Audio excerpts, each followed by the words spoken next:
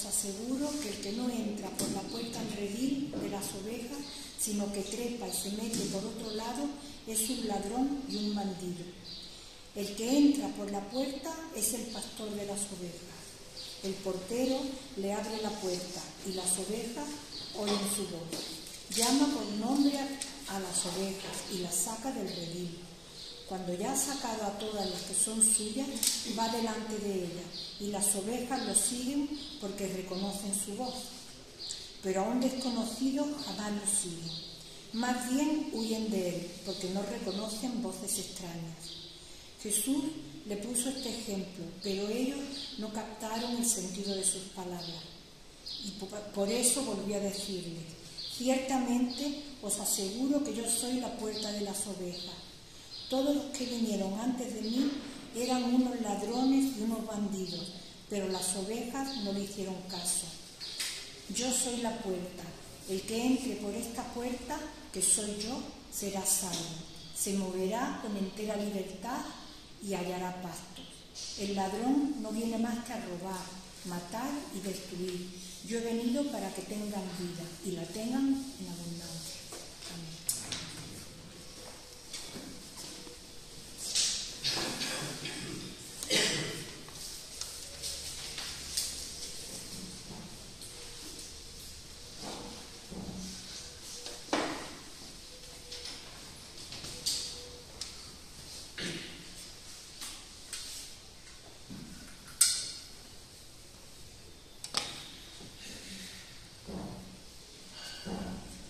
Muy bien, hoy vamos a hablar precisamente de esta última lectura. Y quiero que os pongáis en situación. Me gustaría que os mirarais, como bien sabemos que somos pueblo de Dios, pero vamos a hablar de las ovejas.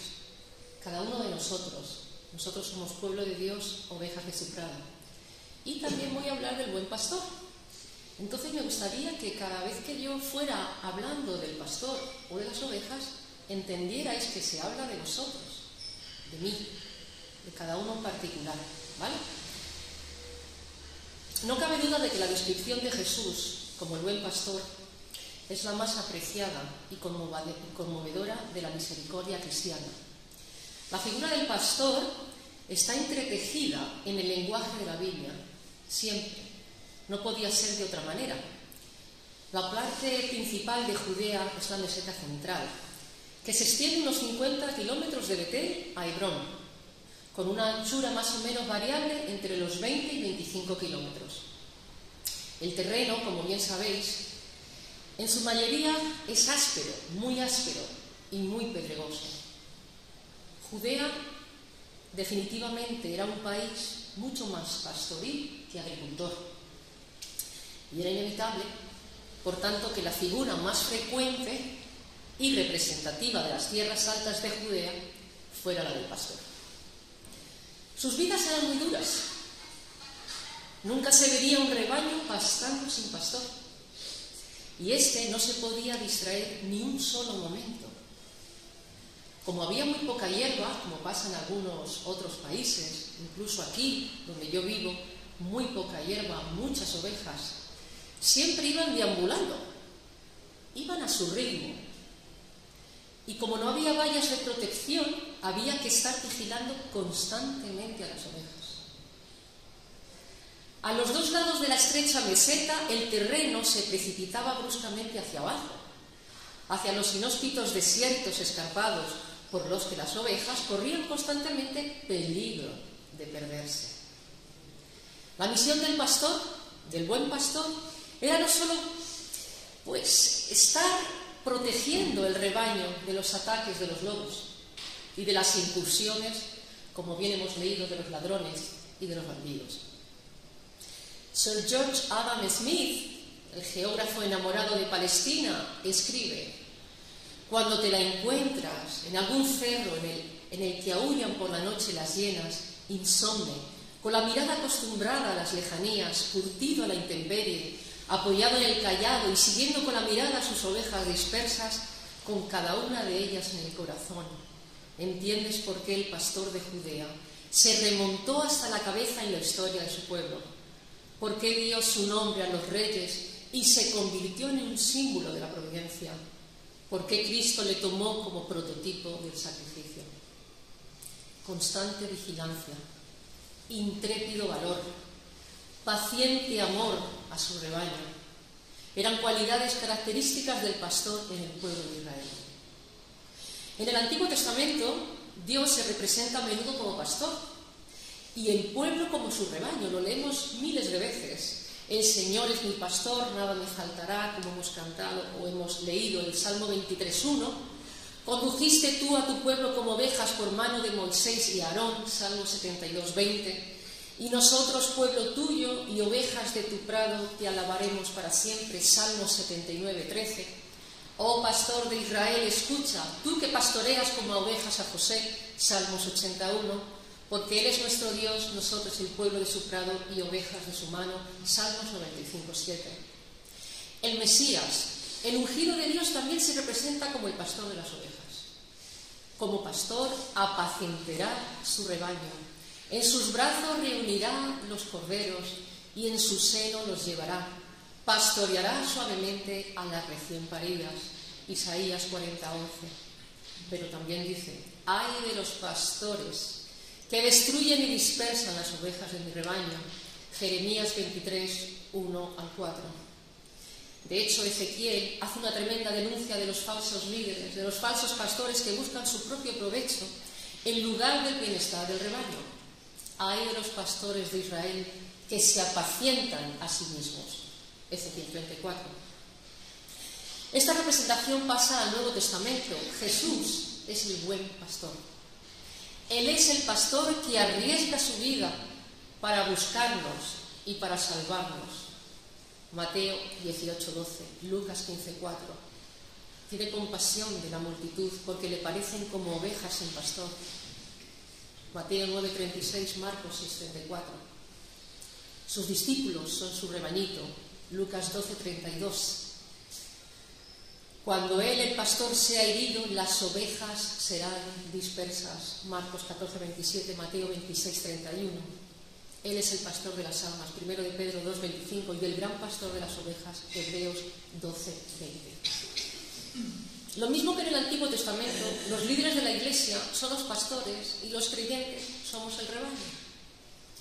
El deber del líder es alimentar al rebaño del Señor, aceptar la responsabilidad de la supervisión de buena gana y no por obligación, cumplirla con interés y no por interés, no haciendo uso de su posición para avasallar al rebaño, sino siendo un ejemplo de la ley.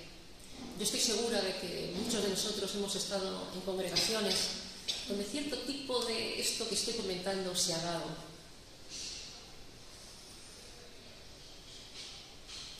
Cumplirla con interés y no por interés. Pablo exhorta a los ancianos de Éfeso a que cuiden de todo el rebaño sobre que el Espíritu Santo los ha puesto de supervisores. Hermanos, vosotros tenéis sellados aquí en la frente el sello del Espíritu Santo. Dios conoce a su rebaño, os conoce por nombre y apellidos. La última orden de Jesús a Pedro fue que alimentara sus ovejas y corderos, Juan 21, 15-19. Así se consagró la palabra pastor como título y descripción de los servidores de la Iglesia. Los judíos tienen una leyenda muy bonita, y digo leyenda, cuidado, leyenda, para explicar por qué Dios había escogido a Moisés como líder de su pueblo, y dice así, una leyenda. Cuando Moisés estaba apacentando las ovejas de su suegro en el desierto, un cabrito se escapó. Moisés lo siguió hasta que llegó a un arroyo donde lo encontró bebiendo. Entonces Moisés le dijo, así que te escapaste porque tenías sed. Ahora debes estar muy cansado, decía Moisés al cabrito. Y en lugar de castigarlo, lo que hace es coger al cabrito, ponerlo sobre sus hombros y lo llevó así de vuelta al redil. Sigo hablando de vosotros y sigo hablando del buen pastor. Y entonces dijo, porque has tenido compasión de un animal que pertenecía a otro hombre, tú guiarás a mi pueblo de Israel. No deja de ser una leyenda bonita. La palabra pastor debe traernos a la mente la imagen de la vigilancia, de la paciencia y amor de Dios. y debe recordarnos nuestro deber para nuestros semejantes, especialmente si tenemos alguna responsabilidad en la Iglesia de Cristo. El pastor de Palestina tenía costumbres y maneras de hacer las cosas bastante parecidas a las nuestras, a las de aquí, las de España y los países hispánicos, que vamos a detallar para obtener un poco el sentido completo de esta alegoría. Su equipo, como bien sabemos, era muy sencillo. Tenía su zurrón, que era una bolsa grande de piel que regularmente usan los pastores para guardar y llevar su comida u otras cosas. En él no llevaría corrientemente más que pan, higos secos, aceitunas y queso. Muy español también. Tenía su honda, que usaría con la destreza de los antiguos zurdos de la tribu de Benjamín, que tiraban una piedra con la honda a un cabello y no erraban. Jueces 20 y 16. El pastor usaba la honda como arma defensiva y ofensiva, pero también la empleaba para algo muy curioso. En Palestina no solían tener perros como los tenemos aquí, perros pastores. Así que cuando el pastor quería llamar a una oveja que se estaba extraviando, le lanzaba con la honda una piedra precisamente delante de sus narices para advertirla de que tenía que darse la vuelta. ¿Cuántas veces el Señor no nos ha tirado esa piedrecita? Y no sé en este momento si deciros quién ganó, si la piedrecita y el Señor o nuestra propia voluntad. Y como muchas veces oramos, pedimos y pedimos y pedimos, pero hermanos, toda decisión tiene consecuencias, absolutamente todas las decisiones. Y muchas veces somos muy faltos de fe. Nosotros somos posibles, Dios nos ha dado todas las cualidades habidas y por haber para vivir nuestra vida de la mejor forma posible. Pero yo creo que muchas veces dejamos al Señor de lado y las decisiones las dejamos a nuestro albedrío y no al suyo. Claro, luego tenemos que rogarle, ¿no? Porque nos ha salido bastante mal la cuestión. Lo bueno es que nuestro Dios luego coge toda ese caos que tenemos a veces en nuestra vida y lo vuelve a encajar. Somos torpes, somos como ovejas. A la caída de la tarde, cuando las ovejas iban entrando en el redil, el pastor sostenía el garrote a la entrada, bien cerca del suelo, y todas las ovejas tenían que pasar por debajo. Ezequiel 20:37, Levítico 27:32. Y al pasar cada una, el pastor le hacía un repaso rápido para ver si tenía alguna herida o se había hecho daño en algún sitio. Fijaros cómo cuidan los pastores a sus ovejas. La relación entre el pastor y las ovejas era muy íntima. En otros países las ovejas se crían para carne, pero en Palestina era sobre todo para lana, lo que hacía que las mismas ovejas pasaran años con el mismo pastor, que las conocía a todas por su nombre. El pastor tenía que pasar el primero para comprobar que el camino era seguro, y a veces había que animar a las ovejas a que le siguieran. Un viajero cuenta que vio a un pastor que llegó al vado de un torrente guiando a su rebaño. Las ovejas se resistían a seguirle y él resolvió el problema llevando en brazos uno de los corderos. Cuando la oveja vio al cordero al otro lado, ella también cruzó y pronto todo el resto del rebaño la había seguido. Es totalmente cierto que las ovejas conocen y entienden la voz del pastor oriental y que no obedecen la voz de un extraño. Yo me pregunto, las ovejitas que somos aquí, ¿a qué voz atendemos? ¿A la nuestra personal? Que puede ser que esté bien o puede ser que esté mal. ¿A quién? ¿A quién? Es totalmente cierto que las ovejas conocen y entienden la voz del pastor oriental. Si una voz entiende la voz del pastor, si una ovejita, cuánto más nosotros no tendríamos que entender lo que el Señor nos dice en cada momento de nuestra vida. No vale estar siempre así. Hay que ser serios con la palabra de Dios, hay que ser conscientes. Tenemos que madurar, hermanos. No vale estar todo el día así. Dios ya nos dio la victoria y a veces vivimos vidas de todo lo contrario. Eso no es coherente. No es coherente. H.V. Morton, el famoso autor de libros de viaje, hace una descripción maravillosa de la manera de hablar que tiene un pastor oriental con sus ovejas. A veces les habla en una especie de sonsonete alto, usando un lenguaje extraño y distinto de nada que yo hubiera oído en la vida. La primera vez que oí ese lenguaje de ovejas y cabras me encontraba en las colinas detrás de Jericó. Un rebaño de cabras había bajado al valle y estaba empezando a escalar la colina del otro lado cuando el pastor se volvió y vio que se habían quedado atrás en una rica maleza. Elevando la voz se dirigió a sus cabras en un lenguaje que se usaba en las montañas de Grecia. Era fantástico, porque no tenía nada de humano. Las palabras eran sonidos animales dispuestos en un cierto orden. Inmediatamente se elevó un balido de respuesta por todo el rebaño y una o dos de las cabras volvieron la cabeza hacia él, pero no obedecieron. El cabrero entonces les dirigió una sola palabra más e hizo una especie de relincho de risa. Inmediatamente una cabra que llevaba un cencerro dejó de comer y abandonando el rebaño bajó la colina al trote, cruzó el valle e inició la ascensión por la otra ladera. El hombre acompañado de aquel animal echó a andar y desapareció detrás de una roca. Muy pronto se produjo una reacción de pánico en la manada. Se olvidaron de comer, miraron hacia arriba en busca del pastor, ya no estaba a la vista. Se dieron cuenta de que el líder del cencerro ya no estaba. De la distancia les llegó la extraña risita de llamada del cabrero, en respuesta a la cual todo el rebaño cruzó de estampida el fondo del valle y saltó a la colina tras él. El pastor daba un chillido de vez en cuando para recordarles su presencia. Conocían su voz y le seguían.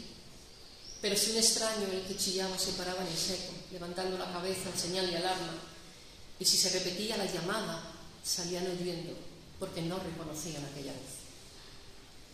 Todos los detalles de la vida pastoril iluminan la alegoría del buen pastor, cuyas ovejas oyen su voz y cuyos rebaños están constantemente a su cuidado.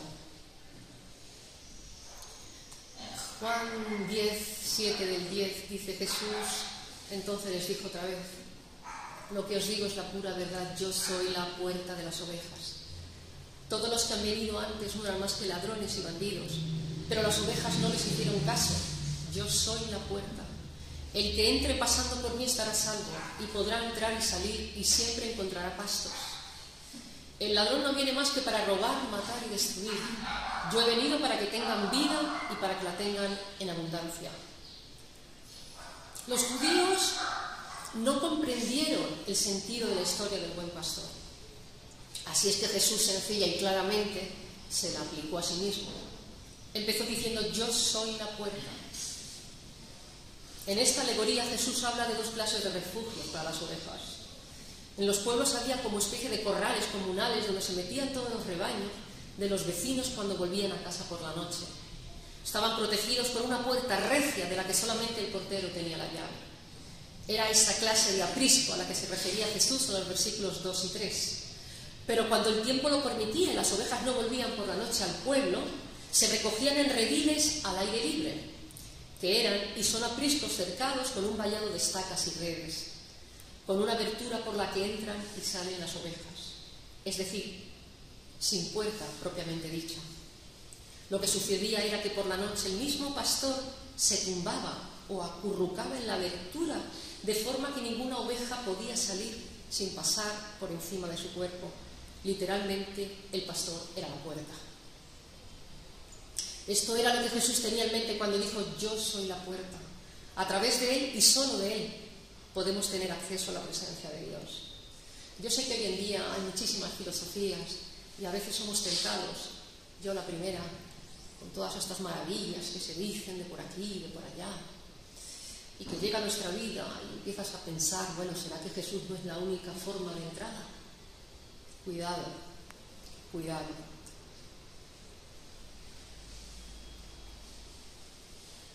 El autor de Hebreos dice que es el camino nuevo y vivo. Hebreos 10:20. Jesús abre el camino hacia Dios. Hermanos, no tiene sentido creer en otro tipo de filosofías, religiones que se basan en otro tipo de cosas. ¿Qué significado hubiera tenido Jesús en la cruz, Señor?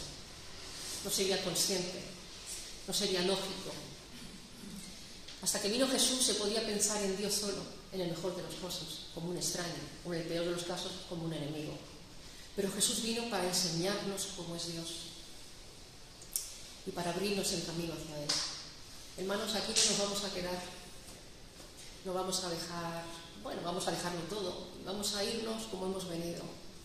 Lo único que te vas a llevar es cuánto amor has dado, cuánta generosidad, las cosas espirituales de las que habla el Señor. Y a mí me da igual cuánta gente seamos en la iglesia, porque incluso en la iglesia habrá gente que quizá a lo mejor no, realmente no. Pueblo escogido de Dios. Yo me pregunto, todas estas personas que están fuera en la calle, que son buenas personas, ¿por qué no son capaces de relacionarse con nuestro Dios y de dar ese paso?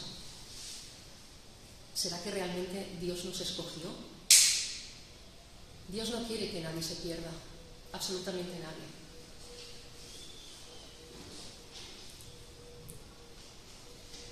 No hay otra puerta por la que podemos tener entrada a la presencia de Dios, absolutamente ninguna otra puerta. Para describir algo de lo que quiere decir esa entrada a Dios, Jesús usa una frase hebrea bien conocida. Dice que por Él podemos entrar y podemos salir. El poder ir y venir sin impedimento era la manera judía de describir una vida totalmente segura y a salvo.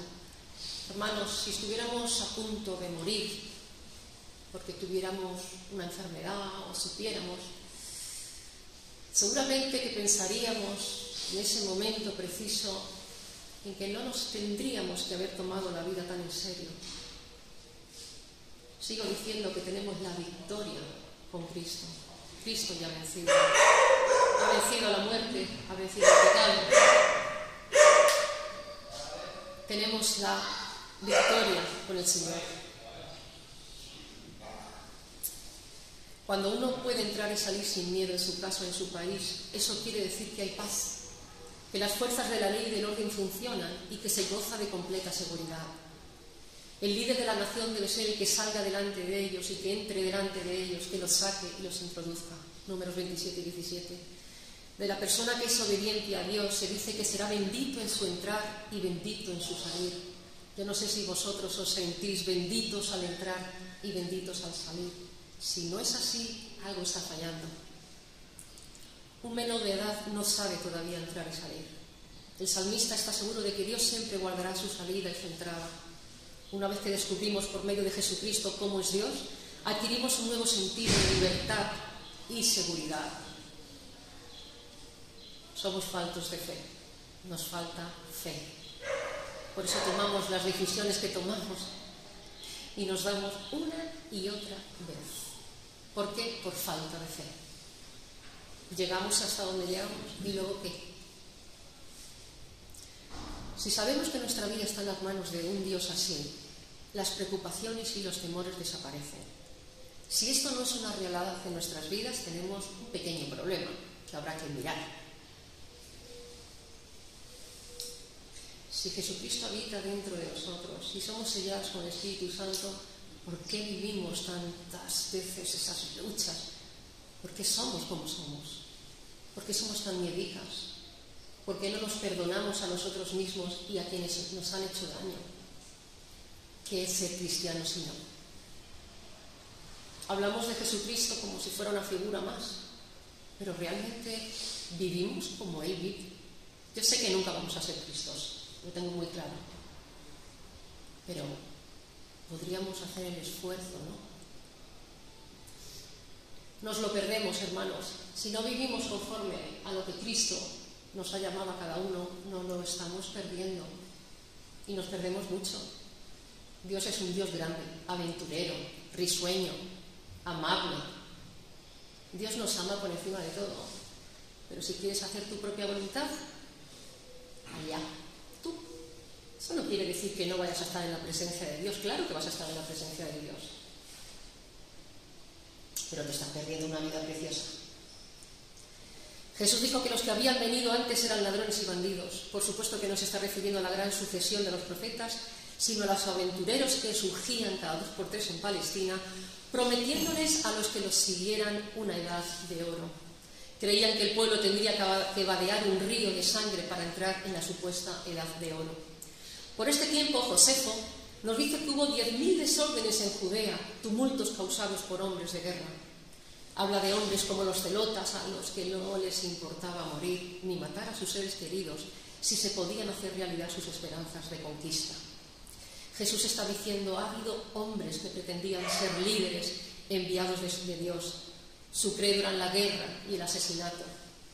Fijaros, ahora recuerdo una cosa, a David, David era de armas tomar. Vaya con el Davidcito, cualquiera diría. Y sin embargo era llamado amigo de Dios. Sin embargo no le permitió hacer el templo. A David le gustaban demasiado las mujeres y le gustaba demasiado la guerra para que él fuera el que iniciara el templo. Sí, era amigo de Dios, pero santo, santo, santo, como entendemos, no lo era. En cualquier caso, por este tiempo ha habido hombres, como hemos dicho, que pretendían ser líderes. Guiaban al pueblo cada vez más lejos de Dios. Mi camino es el de la paz, el amor y la vida, dice Cristo, y si lo queréis seguir, lleva cada vez más cerca de Dios. Siempre ha habido y habrá siempre los que creen que hay que introducir nuevas historias, como dice aquí también, para, no sé, estar más cerca de Dios, llegar antes a la presencia de Dios, pero si está todo ya listo, está todo hecho. Ya hay un libro donde están nuestros nombres escritos. No sé qué más hay que inventar, ¿verdad que no? El mensaje de Jesús es que el único camino que conduce a Dios en el cielo y a la edad de oro en la tierra es el del amor. Amor, amor en mayúsculas. ¿Qué es Dios? Cuando éramos pequeños que nos decían, Dios es amor. ¿Y qué es Dios sino amor en mayúsculas? Jesús se presenta como el que ha venido para que tengamos la vida en mayúsculas. Y es aquí donde recalco qué tipo de vida llevamos nosotros. Si es una vida de sufrimiento porque somos de esa forma de ser, o de falta de fe, o de apego, o de tantas cosas, ¿no? Hay algunas personas que se reúnen en iglesias y se les ve por encima la falta de amor. Bueno, no sé, si Dios es amor y a mí me falta ese amor, no es coherente, hay algo que no está bien.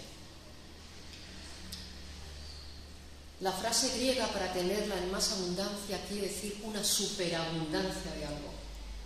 Ser seguidor de Jesús, saber quién es y lo que representa es tener superabundancia de vida. Un soldado romano vino a Julio César para pedirle permiso para cometer suicidio.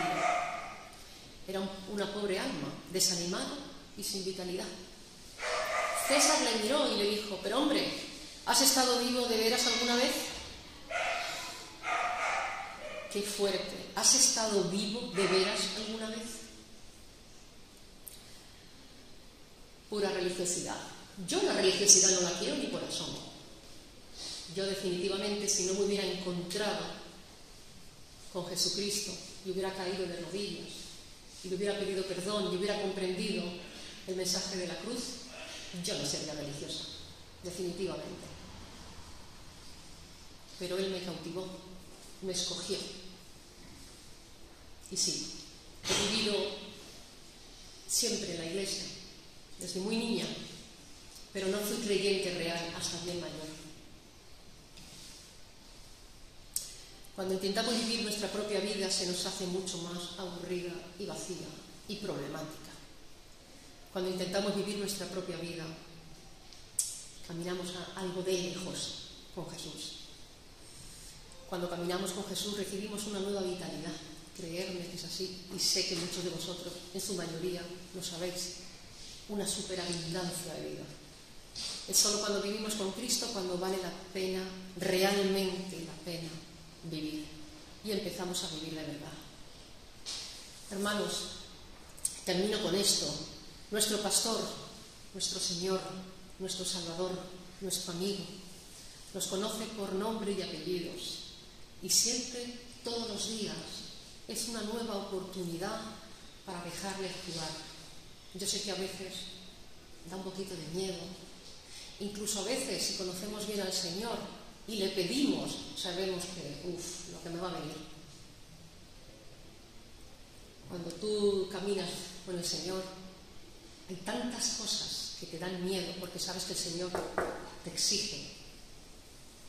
Pero es el Papá Dios, es el buen pastor y va a estar siempre ahí. Puede hacer de nosotros tantas cosas tan grandes. No encerréis al Espíritu Santo. Dejad de actuar en vuestras vidas y veréis como la aventura, una nueva visión sobre las cosas, nuevos aprendizajes, nuevos momentos nunca vividos y mucho más viviréis con Él. Que el Señor bendiga su palabra en nuestros corazones. Amén.